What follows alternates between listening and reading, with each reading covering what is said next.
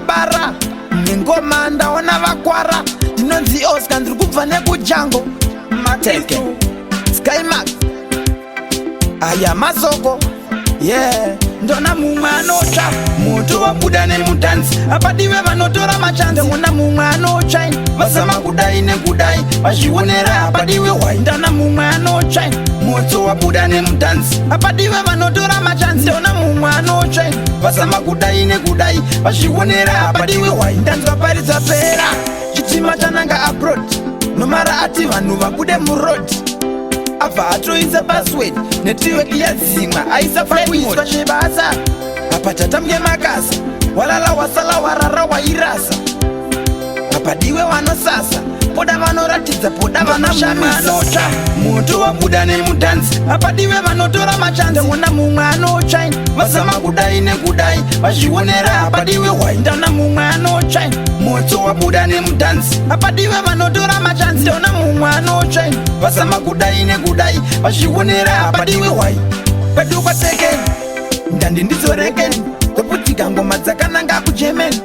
ndavanzwa vachidaira yemen vasati varidza ngavauye paseshiwa mamonya anomira pamadhafu.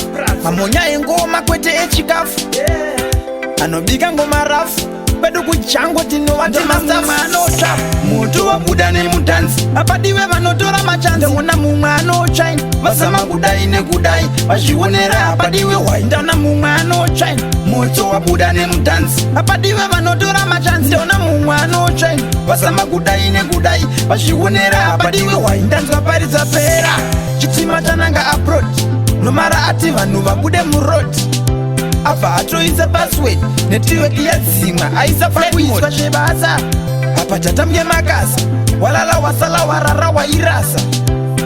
apadiwe vanosasa poda vanoratidza poda vanoshamisa. apadiwe vanotora machanzi. ndona mumwe anotsva ndona mumwe anotsva apadiwe vanotora machanzi. ndona mumwe anotsva kwedu kwatekeni ndandi ndidzorekeni kwekutika ngoma dzakananga kugermany. ndavanzwa vachidaira yemen vasati varidza ngavauye paseshiwa mamonya majainti anomira pamadhafu. mamonya engoma kwete echikafu anobika ngoma rafu. pedu kujango tinovati masafu